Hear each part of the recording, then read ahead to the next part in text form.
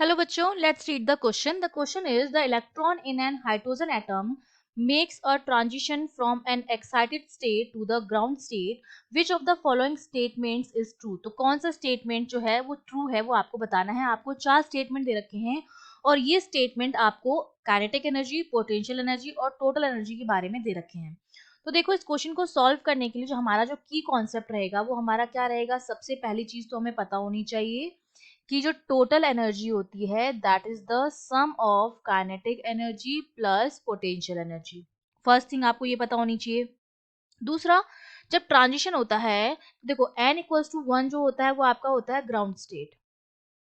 ठीक है, ये आपका ग्राउंड स्टेट होता है. फिर n इक्वल्स टू 2 आपकी फर्स्ट एक्साइटेड स्टेट हो जाएगी. इसी तरह से फिर n इक्वल्स टू 3 हो जाएगा जो सेकंड स्टैटिक स्टेट. फिर n equals to 4 and so on. ठीक है, second excited state, third excited state, इस तरह से. अब ट्रांजिशन जो हो रहा है वो कहाँ से कहाँ हो रहा है. एक एक्साइटेड स्टेट से ग्राउंड स्टेट में हो रहा है. वो 3 से 1 में आ रहा है या 2 से 1 में आ रहा है इलेक्ट्रॉन.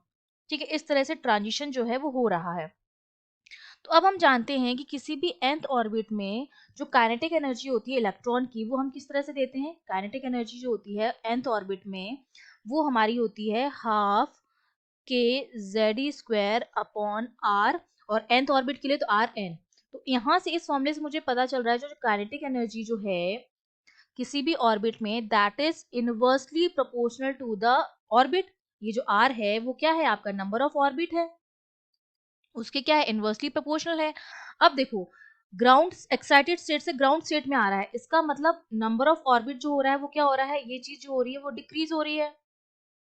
ठीक है, एक्साइटेड स्टेट से ग्राउंड स्टेट में आ रहा है. एक्साइटेड स्टेट ग्राउंड स्टेट तो बड़ा ही है, या तो 2 होगा, 3 होगा, 4 होगा, और ग्राउंड स्टेट 1 है. तो मतलब नंबर ऑफ आर जो है वो तो क्या हो रहा है, डिक्रीज हो रहा है. इसका मतलब जो काइनेटिक एनर्जी होगी वो क्या होगी, इंक्रीज होगी.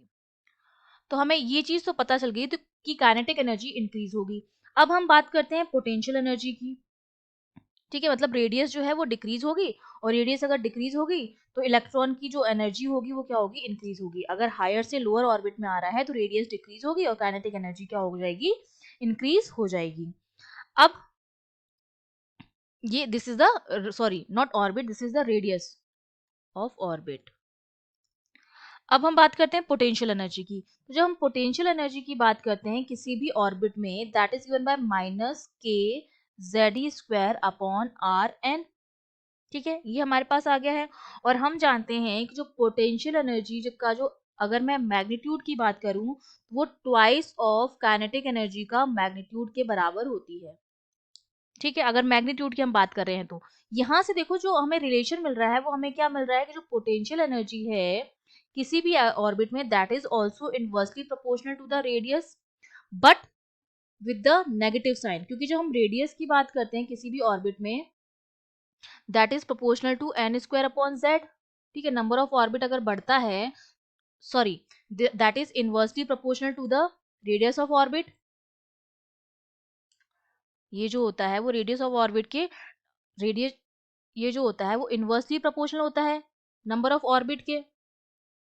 ठीक है, और यहाँ माइनस का साइन आ रहा है. अब देखो आर की वैल्यू जो है वो तो डिक्रीज हो रही है क्योंकि वो कहाँ आ रहा है, एक्साइटेड स्टेट से ग्राउंड स्टेट में आ रहा है. मतलब एन की वैल्यू जो है वो डिक्रीज हो रही है. एन की जो वैल्यू है वो आपकी क्या हो रही है, डिक्रीज हो रही है. दैट मीन्स आपका जो सॉरी एन स्क्वायर के प्रोपोर्शनल होता है.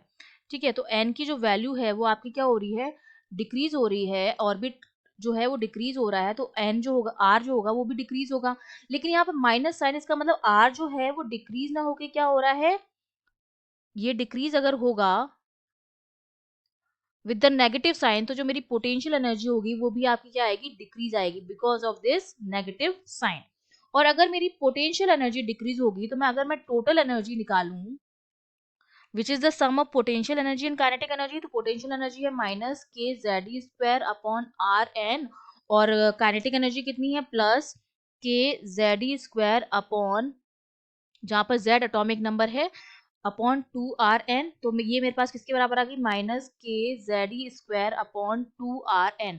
तो टोटल एनर्जी जो है हमारे पास वो भी किसी भी nth ऑर्बिट के लिए किस पर डिपेंड कर रही है, आर एन के inversely proportional but with the minus sign. तो इसका मतलब अगर ये डिक्रीज होगा तो टोटल एनर्जी जो होगी वो भी आपकी क्या होगी, डिक्रीज होगी।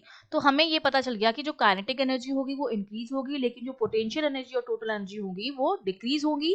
तो जब हम अपने ऑप्शंस चेक करेंगे तो देखो फर्स्ट ऑप्शन जो आपका है वो क्या है, काइनेटिक एनर्जी इंक्रीजेस, बिल्कुल correct, and potential and total energy decreases, बिल्कुल करेक्ट।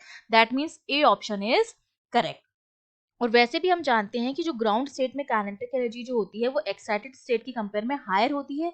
क्यों? क्योंकि जब ग्राउंड स्टेट में इलेक्ट्रॉन होता है तो वो क्या होता है, प्रोटॉन के एवरेज क्लोजेट में होता है। जैसे ये हम बात कर रहे हैं, यहाँ पे न्यूक्लियस है जिसमें प्रोटॉन है, न्यूट्रॉन है, ठीक है। ये आपका ग्राउंड स्टेट है। तो इसमें इलेक्ट्रॉन जो है वो क्या है, सबसे क्लोज है प्रोटॉन के। उसके बाद जैसे जैसे ये नंबर ऑफ ऑर्बिट बढ़ते जाएंगे, इलेक्ट्रॉन की जो डिस्टेंस है प्रोटॉन से वो भी आपकी क्या होती है, बढ़ती जाती है, ठीक है। तो इसकी जो सर्टेनिटी होती है, पोजीशन में जो अनसर्टेनिटी होती है वो ग्राउंड स्टेट में क्या होती है, लोअर होती है। और जब पोजीशन अनसर्टेनिटी से लोएस्ट है तो मोमेंटम जो होगा वो क्या होगा, हाईएस्ट होगा। और जो काइनेटिक एनर्जी होती है वो मोमेंटम के स्क्वायर के क्या होती है, प्रोपोर्शनल होती है। तो अगर मोमेंटम का स्क्वायर हाईएस्ट होगा तो काइनेटिक एनर्जी भी हाईएस्ट होगी, इसलिए ग्राउंड स्टेट में काइनेटिक एनर्जी जो होती है वो हाई होती है compare to the excited state, ठीक है। तो ए ऑप्शन हमारा बिल्कुल करेक्ट हो गया। I hope you understood well, all the best.